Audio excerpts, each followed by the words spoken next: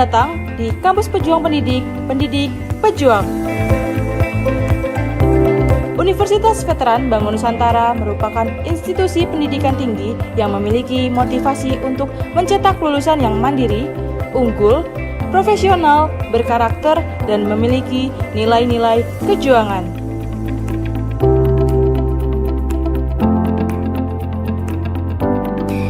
Saya Rektor Universitas Veteran Bangun Nusantara, Profesor Dr. Farida Nugrahani Magister Humaniora. Misi Universitas Veteran Bangun Nusantara adalah terwujudnya universitas yang unggul, berkarakter, mandiri, dan memiliki nilai-nilai kejuangan.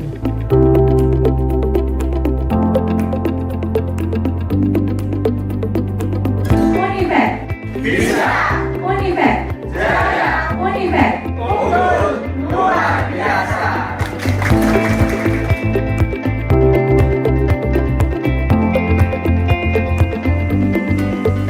Kampus Universitas Veteran Bangun Nusantara terdiri dari 6 fakultas unggulan dan 1 program pasca sarjana. Univet Bantara memiliki peringkat ke-97 antar perguruan tinggi se-Indonesia, dilansir melalui website EduRank.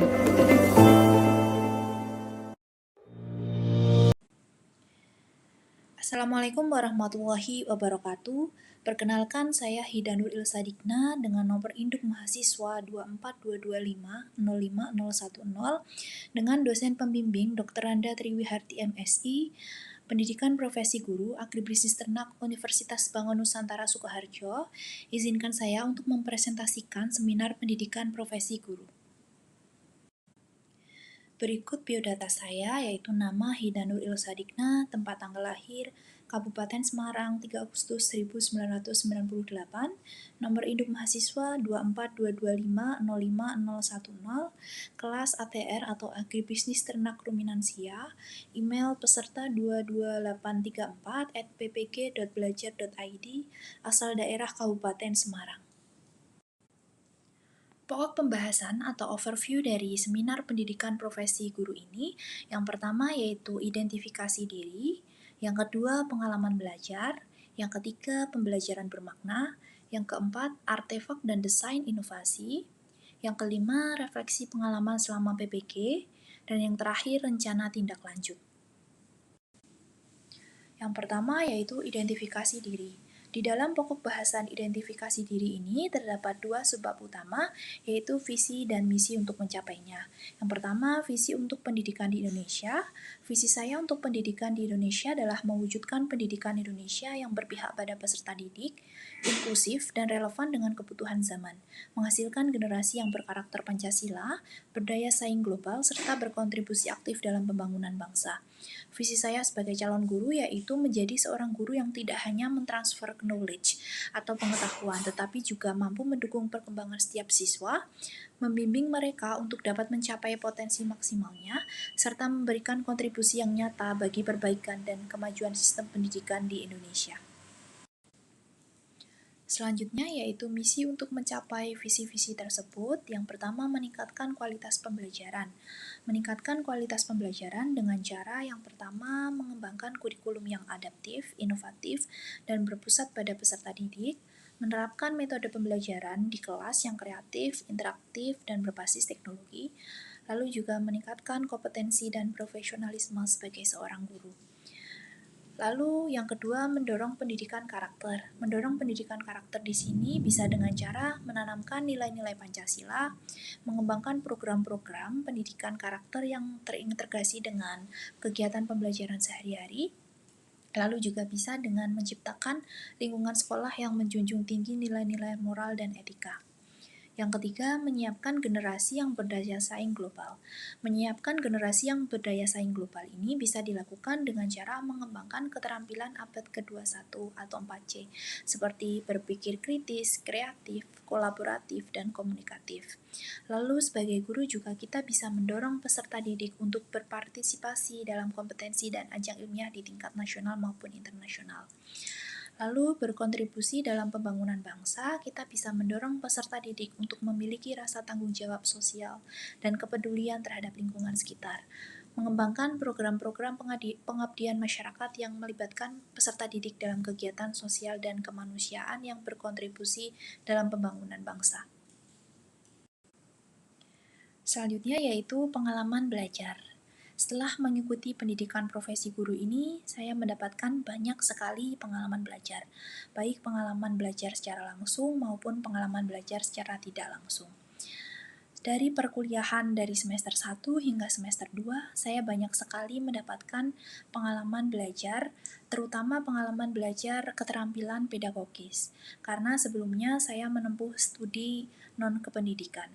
Hal ini sangat bermanfaat bagi saya, terutama pada saat saya menerapkan teori-teori yang didapatkan pada saat perkuliahan di dunia nyata, saat PPL 1 maupun PPL 2. Untuk daftar mata kuliah semester 1, yang pertama Filosofi Pendidikan Indonesia, yang kedua Pemahaman tentang Peserta Didik dan Pembelajarannya, yang ketiga Prinsip Pengajaran dan Asesmen 1, PPL 1, selanjutnya Inovasi Kejurunan, Pembelajaran Berdiferensiasi, dan yang terakhir untuk semester 1, PPKS atau Pencegahan dan Penanganan Kekerasan Seksual.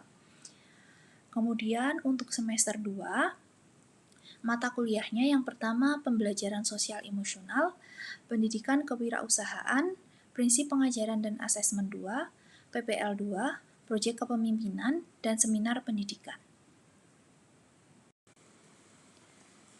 Selanjutnya pembelajaran bermakna. Untuk pembelajaran bermakna ini yang pertama ada refleksi mata kuliah. Setelah saya melakukan refleksi terhadap mata kuliah yang saya tempuh selama mengikuti program pendidikan profesi guru ini, begitu banyak pengalaman serta ilmu yang saya dapatkan, baik secara teori maupun praktik. Saya menemukan satu mata kuliah yang menurut saya yang paling bermakna bagi diri saya, yaitu Prinsip Pengajaran dan Asesmen 2 di SMK. Untuk prinsip pengajaran dan asesmen 2 di SMK terdapat 6 topik, yaitu yang pertama pemetaan kemampuan awal dan karakteristik peserta didik, pengelolaan model pembelajaran di SMK, yang ketiga penyusunan perangkat asesmen pembelajaran, yang keempat penyusunan rencana dan modul pembelajaran, yang kelima penyusunan laporan hasil belajar peserta didik, yang terakhir yaitu penyusunan refleksi pembelajaran. Saya memilih pembelajaran paling bermakna yaitu pada topik 1, pemetaan kemampuan awal dan karakteristik peserta didik. Selanjutnya, apa yang dipelajari pada mata kuliah Prinsip Pengajaran dan Asesmen 2 di SMK? Terutama untuk topik yang saya pilih yaitu topik 1, mempelajari tentang asesmen awal untuk memetakan kemampuan peserta didik dan karakteristik peserta didik. Asesmen awal merupakan salah satu tahapan untuk merealisasikan pembelajaran berpusat pada peserta didik. Dengan menyelenggarakan asesmen awal ini, guru dapat memetakan kemampuan awal dan karakteristik peserta didik. Tujuan dari memetakan kemampuan awal dan karakteristik peserta didik terhadap kompetensi prasyarat maupun yang akan dipelajari adalah untuk mengkaitkan kemampuan awal, terutama kemampuan prasyarat dan kompetensi yang akan dipelajari. Informasi peta kemampuan awal dan karakteristik peserta didik ini selanjutnya dapat digunakan oleh guru untuk mengembangkan rancangan pembelajaran dan asesmen secara tepat.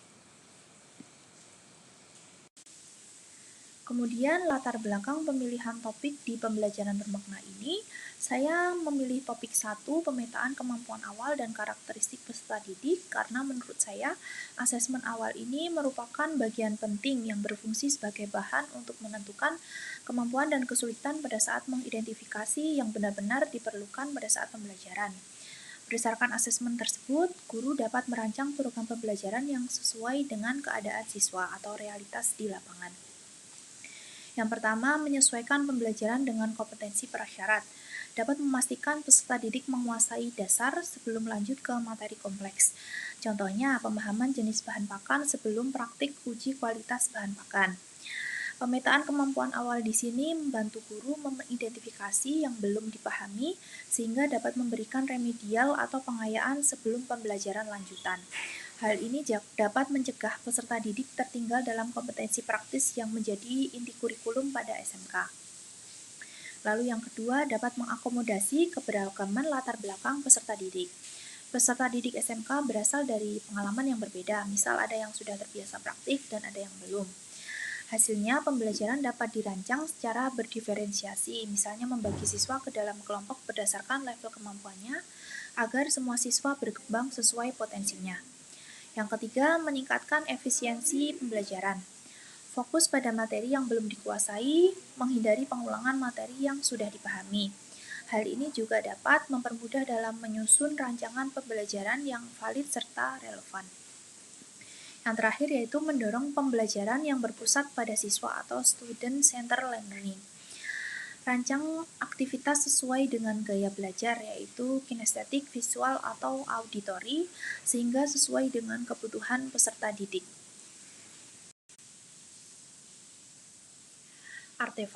Artefak pembelajaran yang saya pilih untuk dijadikan bukti dukung hasil refleksi pengalaman belajar pada mata kuliah Prinsip Pengajaran dan Asesmen 2 di SMK adalah tugas topik 1, yaitu pada topik pemetaan kemampuan awal peserta didik pada bagian koneksi antar materi. Saya memilih topik ini dan saya memilih artefak pada koneksi antar materi karena pada artefak ini menampilkan infografis berupa pemetaan kemampuan awal dan karakteristik peserta didik. Di dalamnya terdapat info yang cukup penting yaitu langkah pemetaan, konsep penyusunan perangkat asesmen awal, serta langkah-langkah yang bisa dilakukan untuk menyusun perangkat asesmen awal. Untuk filenya dapat diunggah pada Google Drive yang saya lampirkan. Selanjutnya yaitu desain inovasi. Untuk desain inovasi saya di sini yaitu penerapan asesmen diagnostik atau asesmen awal berbasis teknologi di kelas 11 ATRA SMK Negeri 2 Sukoharjo. Untuk asesmen diagnostik berbasis teknologi ini selengkapnya detailnya dapat diakses pada barcode yang ada di pojok kiri atas. Asesmen diagnostik ini terbagi menjadi dua, yaitu asesmen diagnostik kognitif dan asesmen diagnostik non-kognitif. Untuk asesmen diagnostik kognitif ini saya melalui Quizizz. Kemudian untuk yang non-kognitif melalui Google Form. Pada Quizizz tersebut terdiri dari 5 soal yang mempunyai level kognitif yang berbeda dari C2 hingga C5. Kemudian untuk yang Google Form terdiri dari 10 soal, 4 soal pertanyaan mengenai perasaan peserta didik saat akan mengikuti pembelajaran, lalu 6 soal pertanyaan mengenai gaya belajar, seperti gaya belajar auditori, kinestetik, maupun visual. Untuk perhitungannya, untuk nilai di Quizizz, pertanyaan benar nilainya 20 dan salah 0. Untuk nilai akhir, perhitungannya dengan cara skor perolehan dibagi skor maksimal dikali 100%. Untuk perhitungan asesmen diagnostik non-kognitif dengan skala Likert. Untuk sangat setuju skornya 4, setuju 3, tidak setuju 2, dan sangat tidak setuju 1.